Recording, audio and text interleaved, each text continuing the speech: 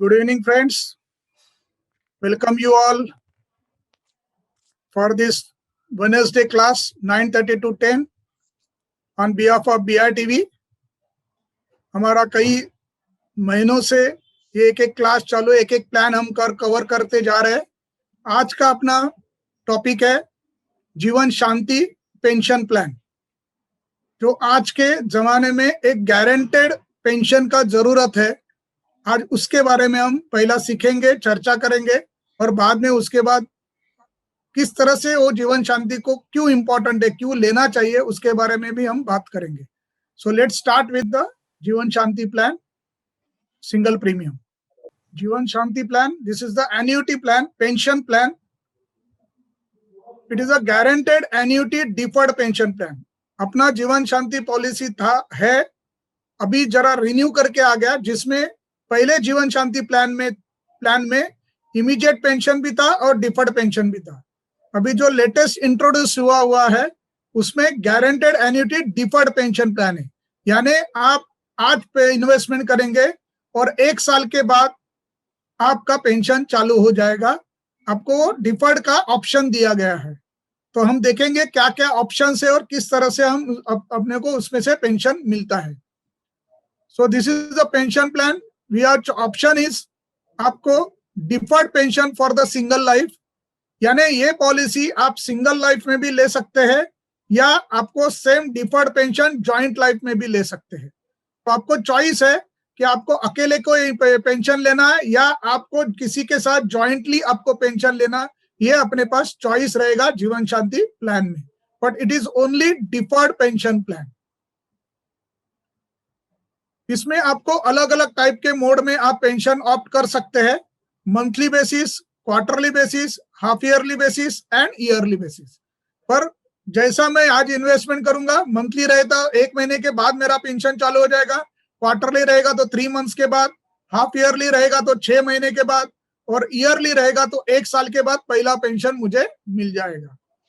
ये ऑप्शन जो है वो आपके डिफरमेंट पीरियड में आप कभी भी चेंज कर सकते हैं. पॉलिसी लेने के टाइम आपको बताना ही है, बट आपको लगा कि नहीं मुझे चेंज करना है तो डिफरमेंट पीरियड कंप्लीट होने के 3 महीने पहले आपको इन्फॉर्म करना है, तो ही आप चेंज कर सकते हैं. एक बार आपका पेंशन चालू हो गया then you don't have a option to change, but आपको डिफरमेंट पीरियड के पहले 3 महीने पहले आपको LIC को इंटीमेट करना है अगर आप चेंज करना चाहते हैं तो ये ऑप्शन दिया गया हुआ है.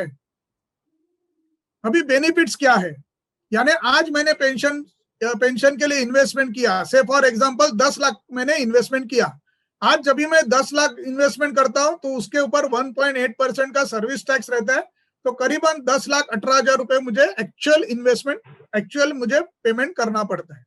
अगर ये मैंने पॉलिसी लिया तो मुझे सर्वाइवल में क्या मिलेगा और डेथ में क्या मिलेगा ये देखते हैं. पहला हम देखते हैं कि मैंने सिंगल इन्वेस्टमेंट का, सिंगल लाइफ का ऑप्शन लिया, यानी मैं खुद इन्वेस्टमेंट किया और मुझे ही सिर्फ पेंशन चाहिए. अगर ऐसा है तो इन केस ऑफ सर्वाइवल मैंने समझो फॉर एग्जांपल, हम एक एग्जांपल लेके चलते हैं कि मैंने 5 साल का डिफरमेंट पीरियड लिया हुआ है.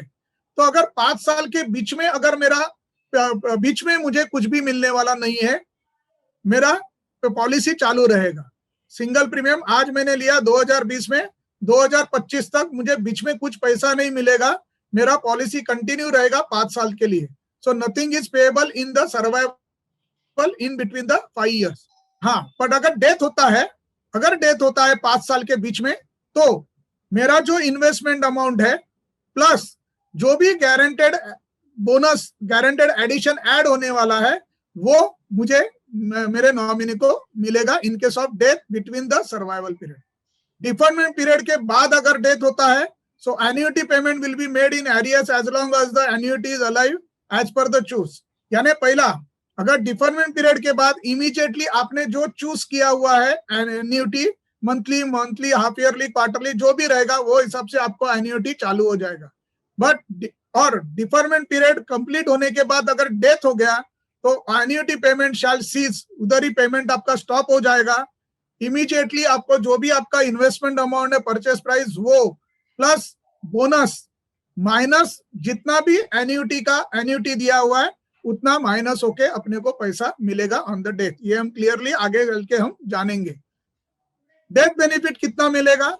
मैक्सिमम ये death benefit shall be higher of purchase price plus accrued addition benefit on death minus total annuity. मैंने जैसा मैंने बताया कि मैंने 10 लाख रुपया इन्वेस्टमेंट किया है, 5 साल के बाद मुझे एन्युटी मिलने वाला है, करेक्ट। अगर डिफरमेंट पीरियड के बाद अगर डेथ होता है तो क्या हो जाएगा? 10 लाख रुपया तो मैंने इन्वेस्टमेंट किया हुआ है, प्लस 5 साल का मुझे जो गारंटेड एडिशन जो मिलने वाला है, एडिशनल बेनिफिट मिलने वाला है, जो हर साल मेरे अकाउंट में एक अमाउंट क्रेडिट होते जाएगा 5 साल के लिए, वो अमाउंट, वो टोटल माइनस जितना भी मैंने एन्युटी लिया है उतना उसमें से माइनस हो जाएगा। बट ये एक कैलकुलेशन रहेगा। दूसरा कैलकुलेशन क्या है? 105% ऑफ द परचेस प्राइस, यानी अगर 10 लाख रुपया है तो 10 लाख का 105% एंड 10,50,000 वो तो मिलना ही मिलना है। यानी दोनों में से जो भी हायर अमाउंट रहेगा वो मुझे मिलना है। यानी क्या कि मिनिमम टू मिनिमम 10,50,000 रुपए तो मुझे मेरे नॉमिनी को किसी भी हालत में मिलना ही है, वो मेरा एन्युटी ऑन द डेथ है। अगर डिफर्ड जॉइंट लाइफ रहेगा, जॉइंट लाइफ के साथ लिया हुआ, तो ये पॉलिसी दोनों को ड्यूरिंग डिफरमेंट पीरियड ये कंटिन्यू रहेगा with the addition of the guaranteed addition. जो भी मेरा बोनस जो भी गारंटेड एडिशन है वो ऐड होते जाएगा। पर डिफरमेंट ये सर्वाइवल के लिए, पर ड्यूरिंग डिफरमेंट पीरियड अगर डेथ होता है, एक का डेथ होता है, तो पॉलिसी कंटिन्यू रहेगा ऑन द सेकंड वन। यानी ये पॉलिसी में दोनों का डेथ होने के बाद ही पैसा मिलने वाला है। ड्यूरिंग डिफरमेंट पीरियड एक का डेथ हो गया तो कुछ भी पैसा नहीं है, पर दोनों का डेथ हो गया तो यस, जो भी मेरा इन्वेस्टमेंट अमाउंट है प्लस जो भी एक्यूमुलेशन हुआ है उतना पैसा नॉमिनी को मिल जाएगा। Next, after deferment period, deferment period complete होने के बाद इमीडिएटली पेंशन चालू हो जाएगा। एक के डेथ के बाद दूसरों को पेंशन चालू हो जाएगा। यानी एक का डेथ हो गया, डिफरमेंट पीरियड चालू हो गया, एन्युटी चालू हो गया, और उसके बाद किसी ऑन फर्स्ट डेथ आइदर और ऑफ द कवर्ड लाइफ, यानी दोनों में से किसी का भी एक डेथ हो गया तो उधर कुछ पैसा मिलने वाला नहीं। Same annuity, same amount will continue to the last survival. And दूसरा जो जॉइंट लाइफ है उसके डेथ तक वो पैसा उसको एन्युटी के रूप में मिलते जाएगा। और बाद में जो भी अमाउंट है, 10 लाख का इन्वेस्टमेंट है प्लस 5 साल का जो मैंने मेरा एडिशन हुआ है वो माइनस एन्युटी, और अगेन 105% ऑफ परचेस प्राइस, यानी 10 लाख का इन्वेस्टमेंट हो 10,50,000, ये मिनिमम टू मिनिमम 10,50,000 रुपए मिलना ही मिलना है नॉमिनी को। ये पॉलिसी क्यों अच्छा है, ये इन्वेस्टमेंट क्यों अच्छा है? Generally we advise this policy to take the joint life. क्यों? क्योंकि मेरे बाद मेरे नॉमिनी को सेम इंटरेस्ट रेट कंटिन्यू रहेगा। मेरे नॉमिनी को जाके क्लेम करो, पैसा लेके आओ, फिर इन्वेस्ट करो, वो करने का जरूरत नहीं है। इंटरेस्ट का भी कुछ उसके ऊपर इफेक्ट नहीं पड़ेगा। Same interest continue till the end of the second life. तो इसके लिए ज्यादा करके ये सजेस्ट करता हूं मैं कि ये पॉलिसी जॉइंट लाइफ में लेना ज्यादा बेहतर है। In this policy no maturity under this policy, ये पॉलिसी में मैच्योरिटी नहीं, compulsory you have to opt for the pension. Addition on death benefit shall be accrued at the end of the each of policy month till the end of the deferment period।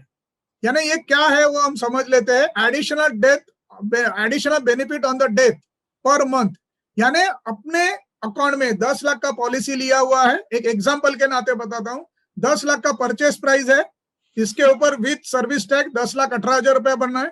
मैंने deferment period 5 साल का लिया, तो monthly मुझे 5 साल के बाद कितना पेंशन मिलने वाला है? 5,783, और अगर मैं ईयरली पकड़ता हूं तो 72,200 का पेंशन मिलने वाला है।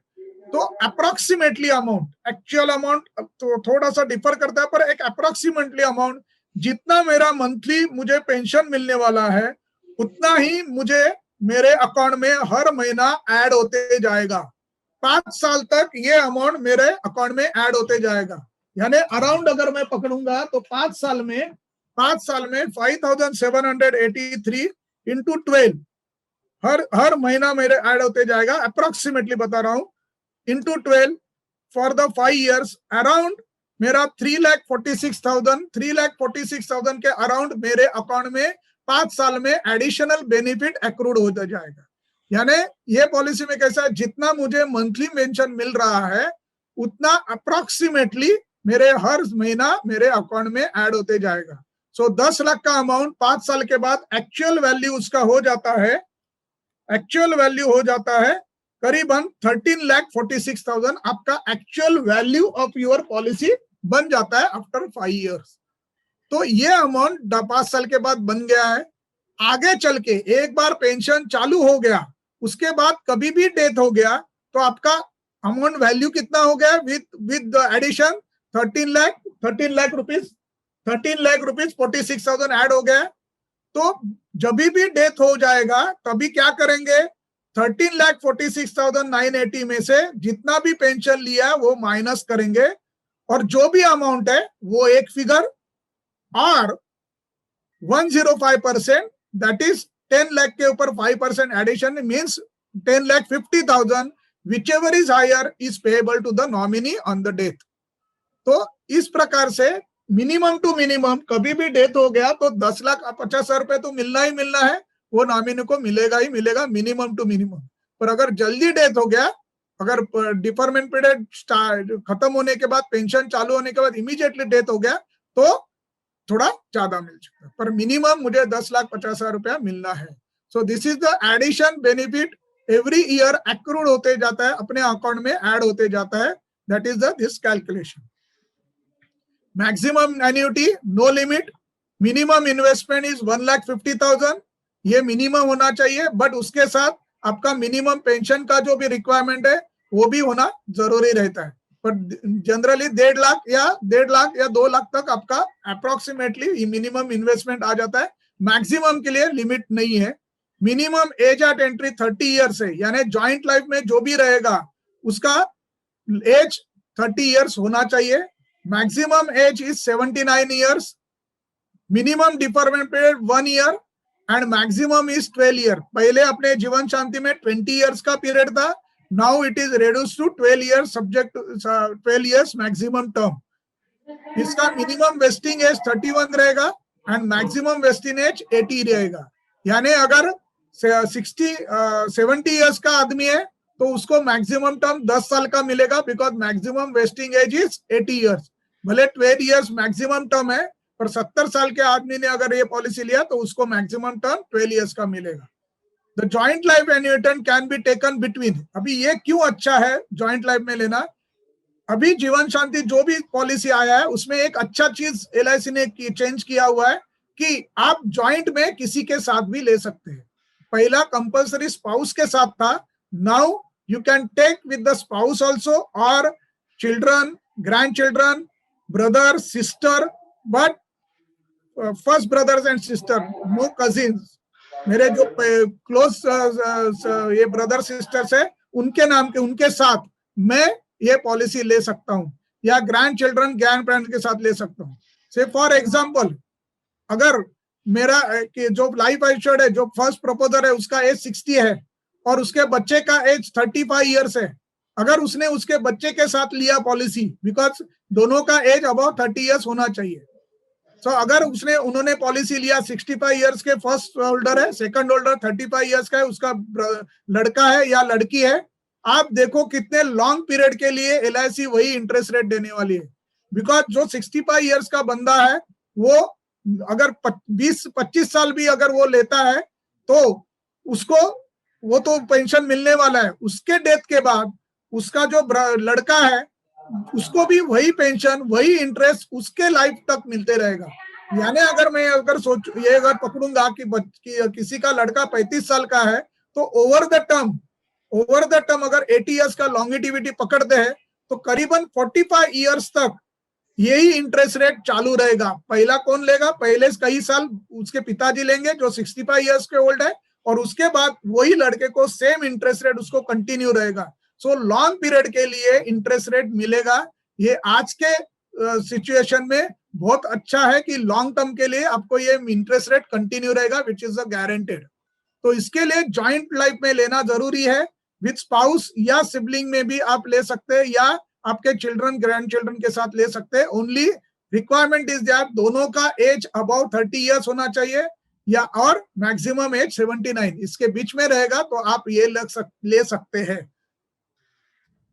द एक्सेप्शनल केस और एक एडिशनल इसमें दिया है, हैंडीकैप डिपेंडेंट रहेगा। हैंडीकैप डिपेंडेंट रहेगा तो we can take this policy, उसके साथ हम ले सकते हैं, because to safeguard the handicap dependent कि आगे चल के पेंशन आना चाहिए, इसके लिए ये हैंडीकैप डिपेंड के लिए भी पॉलिसी ले सकता है। इसके लिए जो मिनिमम 1.5 लाख का जो क्राइटेरिया वो नहीं है, शायद कम अमाउंट में भी हम ले सकते हैं, but it is only for handicap dependent. We have to give the proofs of that and then we can take the policy for the handicap dependent with the handicap dependent.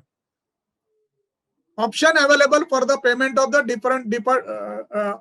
on the death benefit.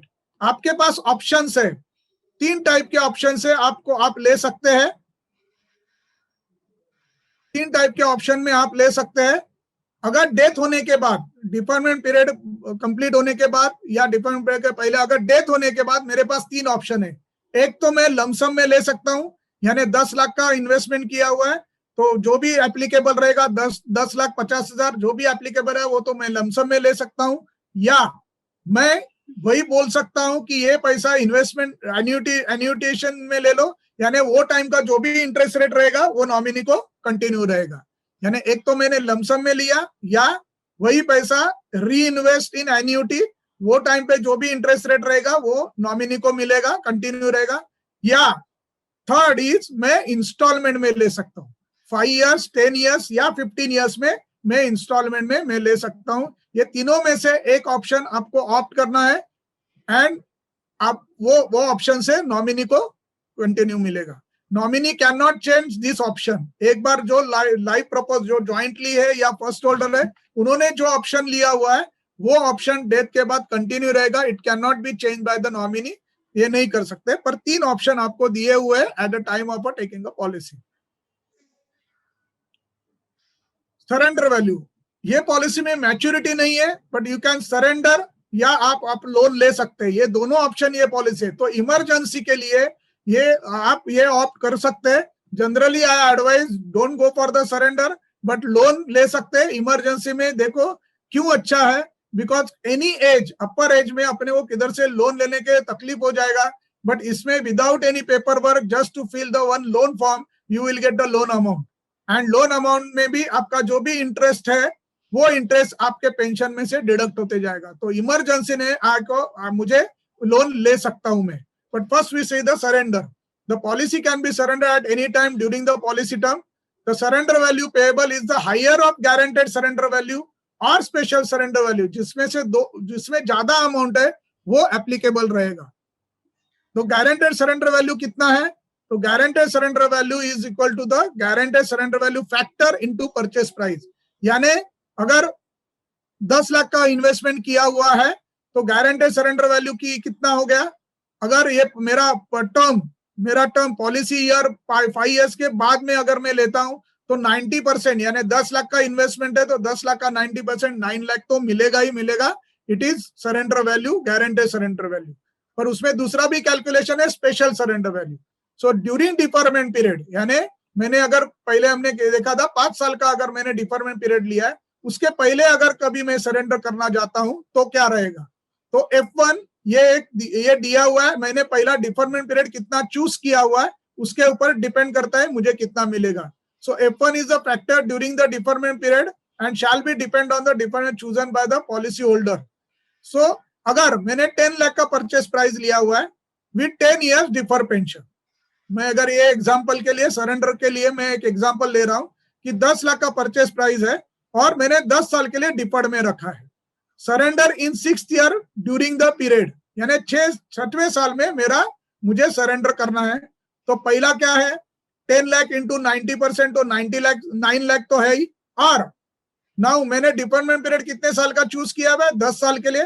तो 10 साल के लिए मेरा F1 factor क्या है, 65%। सो 65% on 10 lakh plus accrued benefit, जो मैंने पहले डिक्लेयर बताया था कि हर महीना आपके अकाउंट में एक अमाउंट क्रेडिट होते जाएगा आगे 10 साल के लिए। पर मैंने 6 साल के बाद अगर सरेंडर करने ले आ रहा हूं तो 6 साल में अप्रोक्सीमेटली अमाउंट 5,35,000 एक्यूमुलेट होता है, तो total amount will be 9,97,750, which ever is more, तो मुझे 9,97,750 मुझे सरेंडर में मिलेगा अगर मैं डिफरमेंट पीरियड के पहले अगर सरेंडर उसको करता हूं तो ये कैलकुलेशन रहेगा। दोनों में से जो हायर अमाउंट है that will be applicable for the on the surrender. This is before deferment period. अगर आफ्टर डिफरमेंट पीरियड का अगर मैं करता हूं तो पहले 5 साल में अगर सरेंडर करता हूं तो 80% ऑफ द परचेस प्राइस, और पहला जैसा कैलकुलेशन किया F2 as a factor into purchase price plus accrued addition minus total annuity, उसका परसेंटेज मिलेगा। और अगर 6 साल के बाद लिया हुआ है तो 85%।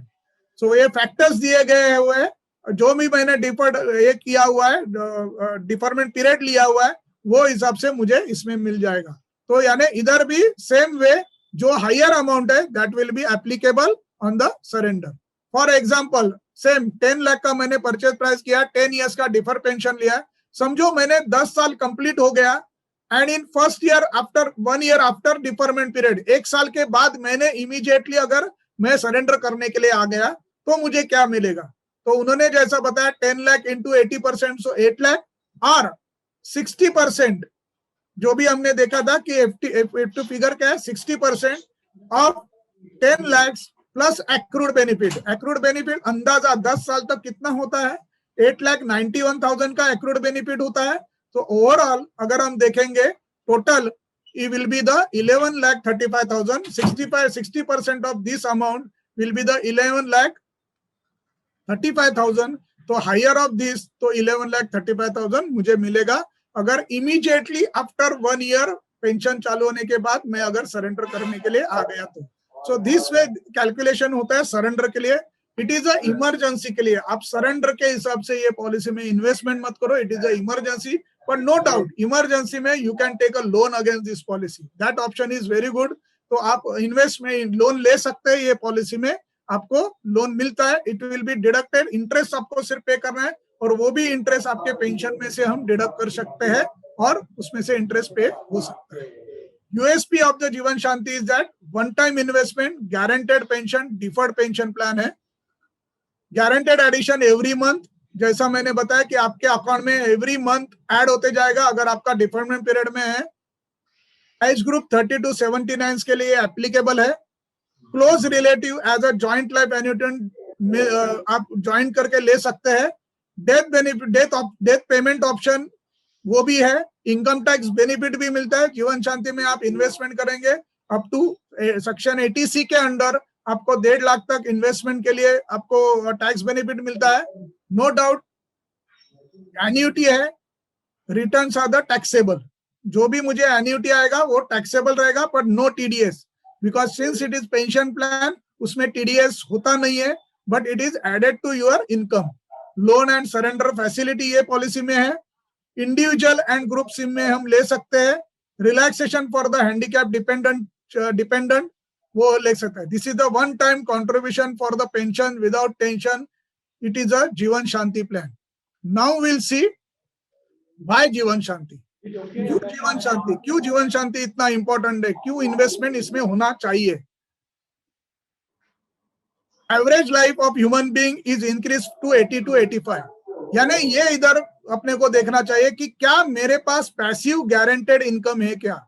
ये चीज मैंने गोपीनाथ सर के साथ सीखा था कि पैसिव गारंटेड इनकम यानी कुछ न करते हुए कुछ भी आपको mind, time and energy without तीन आपके अकाउंट में पैसा आते जाएगा, आपको कुछ करने का जरूरत है। This is the only plan that is the Jeevan Shanti, that called as a passive guaranteed income. ये अपने पास आ रहा है क्या, ऐसे इन्वेस्टमेंट में होना जरूरी है। बिकॉज आप देखो कि लाइफ बढ़ गया, लाइफ 80-85 तक है। ये एज में मैं किधर बैंक में जाऊंगा और मेरा ट्रांजैक्शन करूंगा या मेरा कुछ एफडी रिन्यू करने का, ये एज में क्या पॉसिबल है। तो वो एज तक मेरे को कुछ टेंशन नहीं है, बिकॉज एवरी मंथ मेरे अकाउंट में 1 तारीख को मेरे अकाउंट में पैसा क्रेडिट होते जाने वाला है। So average life of human being increase to 80-85 and for that it is a must. No government and private company pension scheme, guaranteed pension scheme या गारंटेड अमाउंट इतना मिलेगा, इसके ये कौन से भी कंपनी में या नए हुए कौन से भी प्राइवेट कंपनी में पेंशन स्कीम्स नहीं है। And for that I can book my pension for the after 10 years, मैं अभी से बुक करके रख सकता हूँ। मेरे पास अगर लमसम अमाउंट इन्वेस्टमेंट के लिए है तो मैं अभी डाल दूंगा और 10 साल के बाद मुझे मालूम है कि मुझे इतना पेंशन आएगा। So I can book my interest rate and pension amount for the rest of my life. Increase in dependency, dependency rate बढ़ते जा रहा है। तो आज मैं मेरे लिए कुछ करके नहीं रखूंगा तो मैं I will depend upon the children, और वो टाइम पे उनको भी उतना ही खर्चा है। So how they can support me. तो मैं खुद का अगर करके सकूंगा और मैं मेरा पेंशन ब्लॉक करके रखूंगा, मिनिमम लेवल पे ब्लॉक करके रखूंगा, तो वो एक मेरे लिए अच्छा रहेगा। And it is by way of जीवन शक्ति I can do. Lifestyle expenses is more, तो उसको भी मुझे देखना है और उसको भी बुक करके रखना है कि बाबा इतना मुझे एक्सपेंसेस आने वाला है, तो मिनिमम टू मिनिमम मैं इसमें तो एटलीस्ट इन्वेस्टमेंट करना जरूरी है। इन्फ्लेशन प्रेशर है, no free medical facility for the retirement, life for the long life money required है। तो ये सब जान के अपने को इसमें इन्वेस्टमेंट करना जरूरी है एज अ जीवन शांति।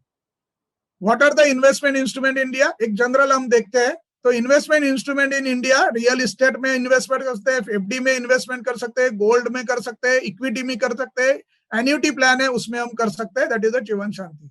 पर मोस्ट ऑफ द एसेट, यानी ये सब इन्वेस्टमेंट हो सकता है, पर मोस्ट ऑफ एसेट में क्या हो जाता है, सब asset generally other than the retirement के लिए खर्चा हो जाता है।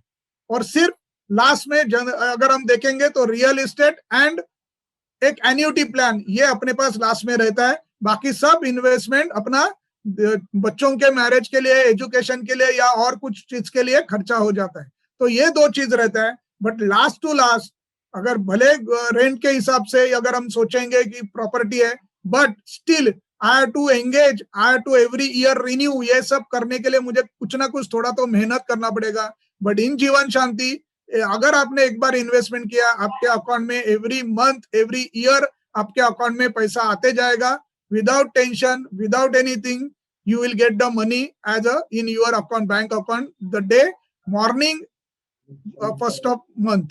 तो ये अपने को इसके लिए जीवन शांति में एक, मैं ये नहीं बोलता हूं कि बाकी सब में इन्वेस्टमेंट मत करो, बट इसमें थोड़ा तो अपना पैसा पार्क होना चाहिए। इतना तो मिनिमम मेरा पार्क इसमें होना ही चाहिए, जिसके कारण जो मुझे जो जरूरत चीज के लिए जो मिनिमम पैसा लगने वाला है, at least I should have that money. तो वो मैं पैसा मुझे ब्लॉक करके रखना जरूरी है।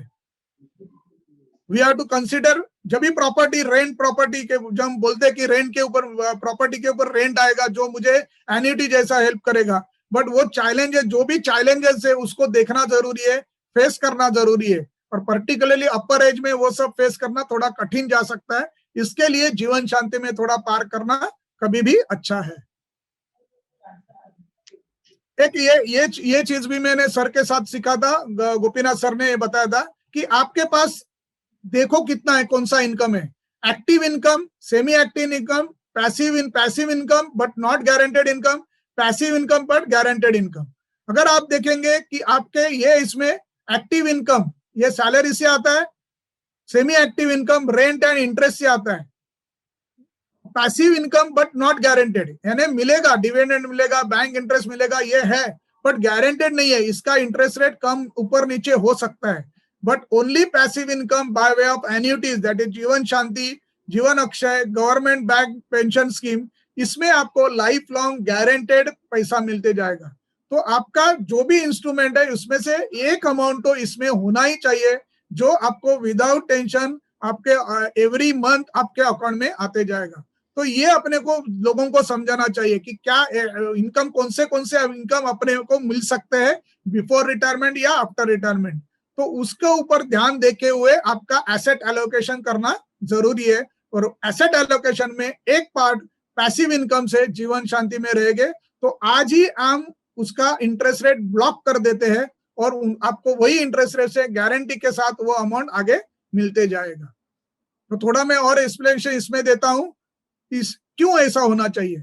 आपने अगर रेपो रेट, जो भी अपना इंटरेस्ट रेट रहता है, बैंक इंटरेस्ट रेट या हमारा एन्युटी का interest rate, it is near to the repo rate of RBI. तो अगर हम year to year repo rate देखेंगे तो 2000 में रेपो रेट था 14.5%, 2011 में रेपो रेट था 8.5%, 2015 में था 8%, 2018 में 6%, 2019 में 5.15%, 2020 में 4.4%। यानी रेपो रेट धीरे धीरे धीरे करके कम होते हैं। और उसके सामने अगर हम देखेंगे तो बैंक इंटरेस्ट रेट भी वैसा ही कम होते गया। जब भी हम रिन्यूअल करने के लिए जाते हैं तो बैंक इंटरेस्ट रेट कम हो जाता है, but bank and all FD interest rate falls from 2000 to 2020, but our annuity rate once it fix it will be for the life long. यानी 2000 के करीब बिफोर 2000 हम इंटरेस्ट रेट दे रहे थे 12%। जीवन अक्षय में हमारा 96 टेबल नंबर, जिसमें हम 12% इंटरेस्ट रेट दे रहे थे। आज भी जिन्होंने वो टाइम पे पॉलिसी लिया, आज भी हम उनको 12% दे रहे हैं। 2003-4 में करीबन हमारा इंटरेस्ट रेट 10% था, आज भी हम उनको 10% से हम दे रहे हैं। 2009 में करीबन हम 9.5% का इंटरेस्ट रेट था, आज भी हम उनको 9% का 9.5% का इंटरेस्ट रेट दे रहे हैं। यानी हमारे पेंशन प्लान में once it is fix it will be fix for the forever. जब तक वो आदमी जिंदा है तब तक सेम इंटरेस्ट रेट मिलते जाएगा। और इसके लिए इसमें थोड़ा सा तो पार्क होना चाहिए। मैं कई लोगों को बताता था कि बैंक इंटरेस्ट रेट तभी 2000 में बैंक इंटरेस्ट रेट 12% था, तो मैं उनको तभी बताता था कि आज 12% है, जब भी आप रिन्यू करने के लिए जाएंगे तो इंटरेस्ट रेट वो टाइम पे जो रहेगा वो रहेगा। पर आप इसमें थोड़ा पार्क कीजिए तो आपका एक एवरेज हो सकता है। तो अभी भी मैं बताता हूँ, बैंक इंटरेस्ट रेट आज 6.5%, 6% है। हमारा इंटरेस्ट रेट करीबन 5% to 5.5%, ये करीब में है। तो अगर ये मैं अगर एक साथ दोनों करता हूं, अगर करना ही है तो क्या हो जाएगा, मुझे एवरेज रिटर्न मिल जाएगा। तो मुझे थोड़ा तो पैसा इसमें इन्वेस्टमेंट करना चाहिए। आगे मैं बता रहा हूं कि क्यों इतना करना जरूरी है। एटलीस्ट पैसिव गारंटेड इनकम के हिसाब से इसमें क्यों होना चाहिए, ये थोड़ा एक्सप्लेन करता हूं, which is learn by the Gopinath sir. अगर हम देखेंगे एनुअल एक्सपेंसेस जो भी रहते हैं रिटायरमेंट के बाद या रिटायरमेंट के पहले, अपने एक मिनिमम एक्सपेंसेस रहते हैं, थोड़े रिजनेबल, थोड़ा ज्यादा एक्सपेंस है, ये मैं एक्सप्लेन करता हूं। और दूसरा एस्पिरेशन। मिनिमम मीन्स व्हाट, जो मैंडेटरी है, यानी मिनिमम खर्चा, घर का खर्चा, इलेक्ट्रिसिटी बिल वो भरना ही है ना रोज, हर साल, हर महीने का।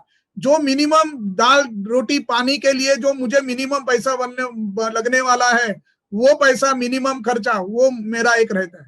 बाद में चलो नहीं, मुझे घर में मुझे एसी चाहिए तो थोड़ा इलेक्ट्रिसिटी बिल बढ़ता है, ये मिनिमम है। विदाउट एसी जो एकदम लोएस्ट मिनिमम मुझे खर्चा लगने वाला टू सर्वाइव, तो ये मिनिमम। थोड़ा लाविशली रहने के लिए एसी चाहिए, महीने में एक बार मैं होटल में जाऊंगा, थोड़ा तो मेरे जो हॉबीज है उसको मैं एंजॉय करूंगा, तो ये थोड़ा सा पैसा मुझे ज्यादा लगेगा, रिजनेबल। और एस्पिरेशन मीन्स क्या, कि मैं वर्ल्ड टूर के लिए जाऊंगा या और भी विद इन इंडिया हर साल मैं टूर करूंगा, तो ये क्या रहता है, मैं मिनिमम को मेरे पास चॉइस नहीं है, उतना खर्चा तो मुझे करना ही है। बट रिजनेबल एंड एस्पिरेशन मैं थोड़ा आगे पीछे कर सकता हूँ। अगर मेरे पास मार्केट डाउन है या पैसा अटक गया है तो मैं सोच सकता हूँ कि बाबा मुझे ये साल मैं नहीं जाऊंगा वर्ल्ड टूर के लिए, नेक्स्ट ईयर जाऊंगा। जो एस्पिरेशन में, एस्पिरेशन का मैं खर्चा जो है वो थोड़ा मैं प्रोलॉन्ग कर सकता हूँ, आगे पीछे कर सकता हूँ। रिजनेबल में भी थोड़ा सा एडजस्ट कर सकता हूँ,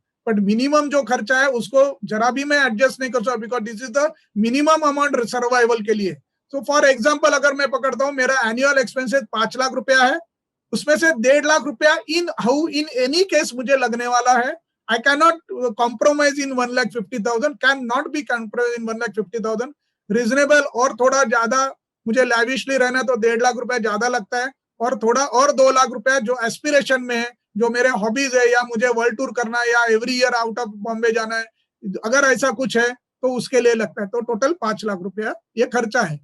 अगर इन्वेस्टमेंट, ये सब चीज को मुझे इन्वेस्ट यानी सेफ गार्ड में रखना है, तो मैं ये सजेशन देता हूँ, because it is asset allocation.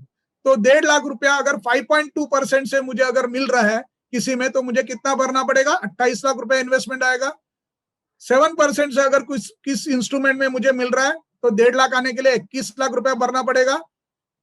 और 2 लाख रुपया आने के लिए अगर 10% का मैं एवरेज पकड़ता हूँ रिटर्न, तो मुझे 20 लाख रुपया इन्वेस्टमेंट करना पड़ेगा। सो ओवरऑल मेरा इन्वेस्टमेंट आ जाता है 69 लाख का इन्वेस्टमेंट आ जाता है।